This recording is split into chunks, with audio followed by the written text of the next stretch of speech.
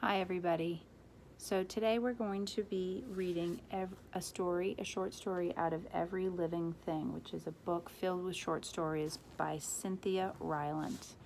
And what we're going to be thinking about is the way that when characters change in a story, they reveal lessons about the deeper meaning of the story, or theme, everybody's favorite. What does the author want us to know about life? So one of the things that I wanted to make sure that you have so that you take time to process is a person or a friend. This is Mr. Moo. This was Macy's thing that was with her all the time when she was a baby, and Mr. Moo is going to be my friend who I'm going to talk to when we pause and look at the ways that our main character, Gabriel, changes throughout this story, which is called Spaghetti. The first thing I wanted to do was to make sure that you were familiar with some vocabulary. So when we first meet our character, Gabriel, he is somebody who wished for company. So I thought that was such an interesting way that the author was telling us, or really showing us, that Gabriel is a boy who is lonely. And he's so lonely that he doesn't want to be inside. He wanted to get a pack of food and grab a blanket so that he could erect a hasty tent and live outside all the time. So if we break that down, if we erect something, that means that we put it up. And if we do it in a hasty way, that means we do it fast. So he wants to erect a hasty tent. The other word that I wanted to make sure you knew was dusk. And maybe you do know this because you see it every day. You know when the sun goes down, all the way down, and it's no longer in the sky, but it's not night yet? That's dusk. It can sometimes be like, pretty colors of blue and pink, but sometimes it can be gray. And where Gabriel lives sounds sad and gray and gloomy. So he talks about looking in the gloom and the dusk. The last word that I wanted to make sure you recognized was tingled. In this case, Gabriel's ears are tingling because he hears the sound of a kitten crying in the midst of his gross world, and his ears tingle at the sound. Like, do you know, like when something exciting happens, you can feel it on your skin?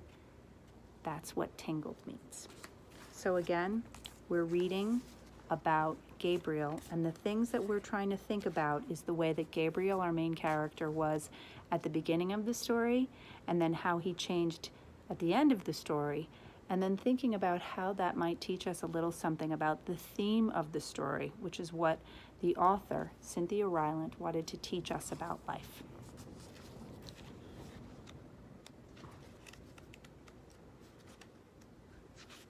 Spaghetti. It was evening, and people sat outside talking quietly amongst themselves.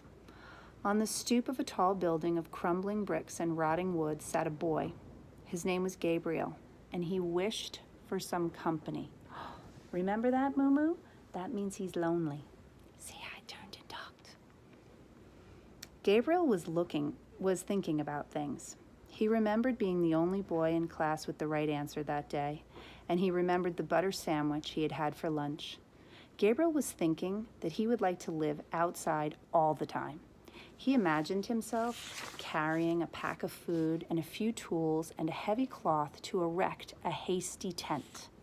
So when I hear that, Moo, erect a hasty tent, that means he wants to get out of there. He does not like the people who he's living with. So he's lonely and he doesn't like it inside. Gabriel saw himself sleeping among the coyotes. But next he saw himself sleeping beneath the glittering lights of a movie theater near the bus stop. Gabriel was a boy who thought about things so seriously, so fully, that on this evening he nearly missed hearing a cry from the street. The cry was so weak and far away in his mind that for him it could have been the slow lifting of a stubborn window. It could have been the creak of an old man's legs. It could have been the wind. But it was not the wind. And it came to Gabriel slowly that he did indeed hear something, and that it did indeed sound like a cry from the street. Gabriel picked himself up from the stoop and began to walk carefully along the edge of the street, peering into the gloom and the dusk. The cry came again, and Gabriel's ears tingled as he walked faster. So Mumu, his ears were tingling because he thought he heard something, and so he kept after it. Has that ever happened to you where you hear something and then you make your body so still and you wait so that you can hear it again? That's what was happening. He stared into the street, up and down it, knowing something was there. The street was so gray he could not see. But not only the street was gray. There, sitting on skinny stick legs, wobbling to and fro, was a tiny gray kitten. No cars passed to frighten it, and so it just sat in the street and cried its windy, creaky cry and waited. Gabriel was amazed. He had never imagined he would be lucky enough one day to find a kitten. He walked into the street and lifted the kitten into his hands. So just stop for a second, boys and girls, and think about that. And you could talk to your partner about it too. But imagine that there you were, like a lonely kid with nothing to do, and you just found a kitten in the middle of the street. How would you feel? I think I would feel so excited. I would feel a bubble of hope.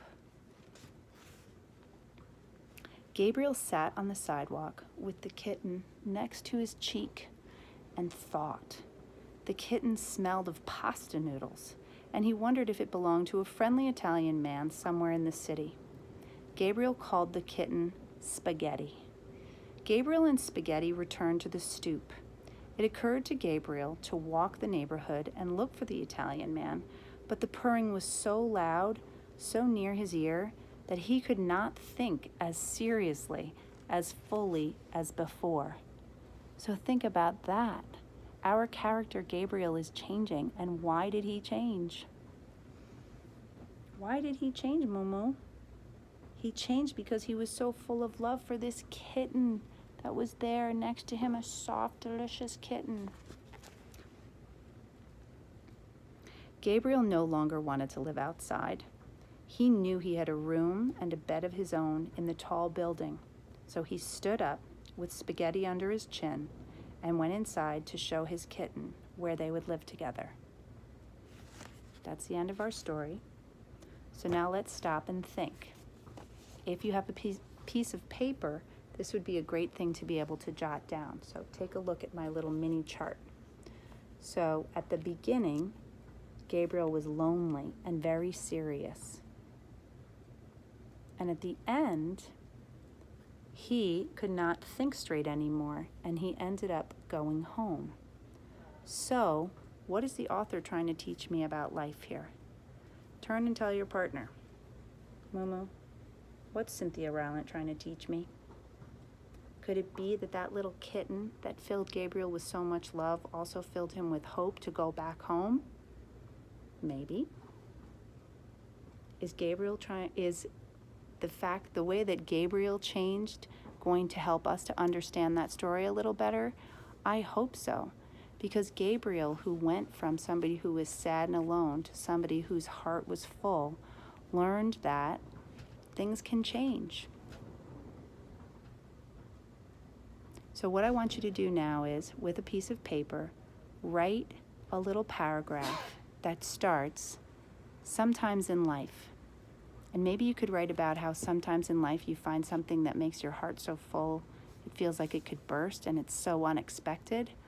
Or you could write about how sometimes in life you just want to get away from everything else. And then your mind changes. Take some time to write it, and if you can, send it to me. You can send me a picture of it too. I hope you guys are doing well. I miss you.